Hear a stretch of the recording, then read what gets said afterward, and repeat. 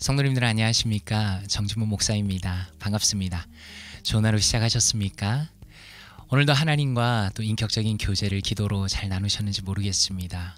기도하면 정말 달라질까? 이 책을 계속 함께 보고 있는데요.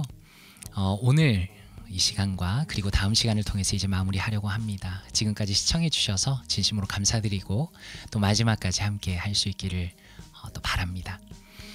오늘 6번째 챕터 3번째 시간입니다. 기도는 능력이다 라는 챕터의 제목을 가지고 내용을 계속 살펴보고 있죠. 오늘은 베드로 대 가룟 유다라는 제목으로 한번 살펴보려고 합니다. 예수님의 기도가 이 두 사람의 인생 가운데 어떤 영향을 미쳤는가에 대해서 살펴보려고 합니다. 먼저 요약입니다. 이렇게 스프롤 목사님은 내용을 열고 있습니다. 기도는 우리의 간구를 하나님께 전달하는 제사장의 역할을 한다, 이렇게 말씀합니다. 구약에서는 어떻습니까? 선지자는 하나님의 말씀을 백성에게 전했습니다. 그와 반면에 제사장은 백성을 위한 대언자로 세우심을 받았다, 이렇게 설명하고 있습니다. 그런데 신약에서는 이제 어떻게 되었습니까?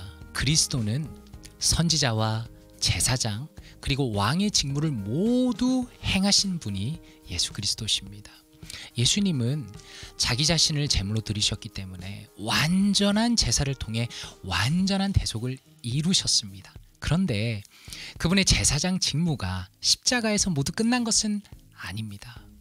우리의 큰 대제사장이신 그분은 어떻습니까? 지금은 하늘의 지성소에서 여전히 자신의 백성을 위해서 기도하시며 아버지께 중보하신다라고 예수님의 현재적인 관점에서 그분의 사역을 강조하시고 있습니다.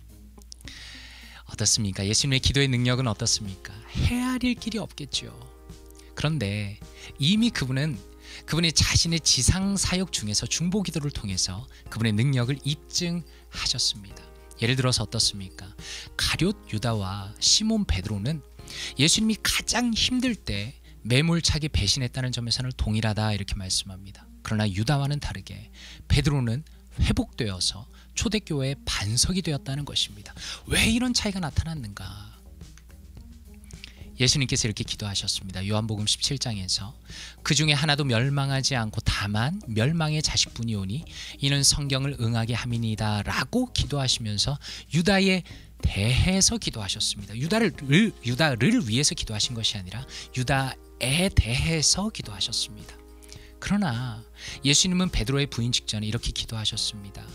이렇게 말씀하셨습니다. 누가복음 22장에서 그에게 내가 너를 위하여 내 믿음이 떨어지지 않기를 기도하였노니 너는 돌이킨 후에 내 형제를 굳게 하라, 이렇게 말씀하셨습니다. 다시 말해서 예수님은 베드로의 돌이킴을 확신하셨습니다. 왜 그렇게 하실 수 있었을까요? 그것은 바로 예수님 자신이 베드로를 위해서 기도하셨기 때문입니다. 그렇기 때문에 히브리서 기자는 4장에서 이렇게 말씀하죠. 우리에게 큰 대제사장이 계시니 승천하시니 곧 하나님의 아들 예수시라. 그러므로 우리는 긍휼하심을 받고 때를 따라 돕는 은혜를 얻기 위하여 은혜의 보좌 앞에 담대히 나아갈 것이니라 라고 환희에 찬 결론을 내릴 수 있었던 것이다, 이렇게 설명합니다.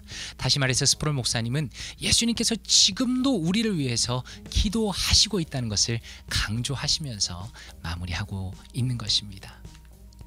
책안의 한마디를 통해서 이 내용을 조금 더 살펴보도록 하겠습니다. 예수님은 유다에 대해 기도하셨다. 그러나 예수님은 시몬 베드로를 위하여 기도하셨다. 예수님은 베드로를 위하여 간구하셨다. 예수님은 베드로의 제사장 역할을 하셨다. 그리고 지금 이 순간 그리스도는 우리의 대제사장 역할을 하시며 우리를 위해 간구하신다라고 설명하고 있습니다. 너무 중요한 부분이죠. 예수님께서 지금도 우리를 위해서 간구하시는, 기도하시는 분이심을 스프롤 목사님은 강조하고 있다는 것입니다. 그렇다면 말씀으로 바라보기를 통해서 이 내용을 조금 더 심도 있게 살펴보기를 원합니다. 요한복음 17장 12절입니다. 스프롤 목사님이 인용하신 부분인데요. 이렇게 말씀합니다.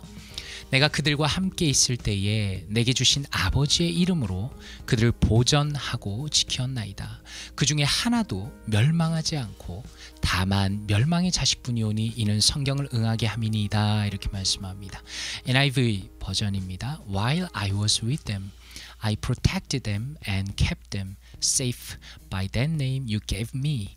None has been lost except the one doomed to destruction, so the scripture would be fulfilled. 이렇게 번역했습니다. 이 부분에 대해서 스터디 바이블 두 군데를 살펴보기를 원합니다. 하나는 넬슨 스터디 바이블입니다. 이렇게 설명합니다. Jesus protected the disciples during his earthly ministry. Judas, the son of perdition, is distinguished from the rest of the apostles. He was never really one of those given to Christ. He had never really been a believer. He had not been cleansed. 이렇게 설명합니다. 무슨 뜻입니까? 예수님께서는 그분의 지상 사역 중에 제자들을 보호하셨습니다. 그런데 멸망의 자식인 유다는 다른 제자들과 구별된다라는 것이죠. 사실 유다는 전혀 예수님께 주어진 자가 아니었습니다. 그는 전혀 예수님을 믿는 자도 아니었습니다. 그는 정결해진 적이 없는 사람이었다는 것입니다. 다시 말해서 그가 겉보기에는 예수님의 제자란 타이틀을 가지고 있었는지 모르겠지만 그는 전혀 예수님을 믿는 사람이 아니었다는 것을 분명히 설명하고 있는 것이죠. 한 군데를 더 보기 원합니다. CSB Disciples Study Bible입니다. 이렇게 설명합니다. Christ protected his elected disciples and prayed for God to continue that protection. The protection did not apply to the one who chose to betray Christ in fulfillment of Scripture. Scripture did not force Judas to betray Christ. Scripture anticipated that a friend would betray him. Judas was in his very nature lost and bound for destruction. He would not hear, trust, and obey Christ. He chose to be the betrayer and suffered the consequence of his choice. 이렇게 설명합니다. 무슨 뜻입니까? 예수님께서는 그가 선택하신 제자들을 보호하셨고 하나님께서 계속 그들을 보호하시도록 기도하셨다는 겁니다. 그런데 이 보호는 성경 말씀을 성취하면서 그리스도를 배신하기로 선택한 사람에게는 적용되지 않는다라는 것이죠. 예수님의 선택하신 제자들이 있죠. 여기 베드로도 있습니다. 그리고 선택하시지 않은 예수님을 배신한 가룟 유다가 있다라는 것입니다. 성경은 분명하게 말씀하기를 유다가 그리스도를 배신하도록 강요하지 않았다고 말씀합니다. 강요한 적이 없습니다. 시편 41편 9절의 말씀은 어떻습니까? 예수님의 친구가 그분을 배신할 것이라고 예언했다는 것이죠. 다시 말해서 예수님 친구 중에 누구든지 그분을 배신할 수 있었지만 유다가 스스로 그것을 행한 것입니다. 유다는 다름 아닌 자신의 본성에서 패배한 것이고 멸망한 것입니다. 그는 그리스도를 듣지 않았죠. 신뢰하지도 않았죠. 순종하지도 않았습니다. 그는 배신자가 되기를 선택했고 자신이 선택한 결과로 고통받은 것입니다 라고 말하고 있습니다. 지금 계속적으로 설명하는 것은 베드로와 가룟 유다를 대조하는 것이죠.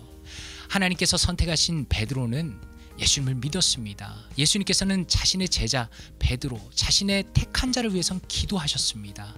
그리고 다시 일어날 수 있었습니다. 그러나 가룟 유다는 예수님을 믿은 자가 아니었습니다. 그는 결과적으로 배신한 것이죠. 그래서 예수님께서는 그를 위해서 기도하시지 않았고 그는 멸망의 길로 갔다라고 설명할 수 있는 것입니다. 그렇다면 ICB의 관점으로 이 내용을 정리해 보도록 하겠습니다. 우리는 어떻습니까? 때로는 누구의 기도가 가장 힘이 있는가에 대해서 비교할 때가 있습니다. 내 옆 사람과 비교하기도 하고요. 기도에 능력이 있다는 사람들과 비교할 때도 있습니다. 그리고 그렇게 남과 나 자신을 비교할 때 어떻습니까? 나의 연약한 기도가 정말 이것이 이루어질 것인가에 대한 그런 염려에 휩싸이곤 합니다. 저도 마찬가지입니다. 그래서 기도하면서도 마음에 여전히 염려가 될 때가 있습니다. 그러나 스프롤 목사님은 어떻습니까? 자신이 택한 자를 위해서 과연 누가 기도하고 계신가에 대해서 강조하고 있습니다. 감히 인간과 비교될 수 없는 하나님의 아들 자신이 우리를 위해서 지금도 기도하고 계십니다. 그래서 기도의 능력이란 챕터에 어울리는 내용이죠. 예수님을 믿지 않는 가룟 유다는 어땠습니까? 결국 그분의 도우심을 얻지 못하고 멸망하였습니다. 그러나 예수님이 택하시고 사랑하신 베드로는 가장 큰 실패 속에서도 다시 일어날 수 있었다는 것을 성경이 보여주고 있습니다. 기독교는 어떻습니까? 나의 노력과 열심이 반드시 필요합니다. 그러나 그것이 우리의 운명을 결정하는 것이 절대로 아닙니다. 우리의 운명은 예수 그리스도 자신과 그분이 이미 이루신 속죄와 중보의 사역 가운데 우리의 운명이 있는 것입니다. 우리는 어떻습니까? 실제로 인생의 모든 부분에서 단 한순간도 완전하지 못합니다.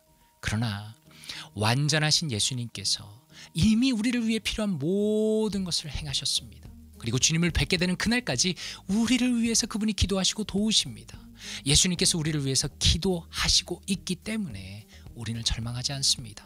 예수님이 쉬지 않고 우리를 위해서 기도하시기 때문에 오늘 하루도 우리가 용기 가운데 살아갈 수 있다라고 내용을 정리할 수 있겠습니다. 내 삶에 어떻게 적용할 수 있을까요? 두 가지입니다.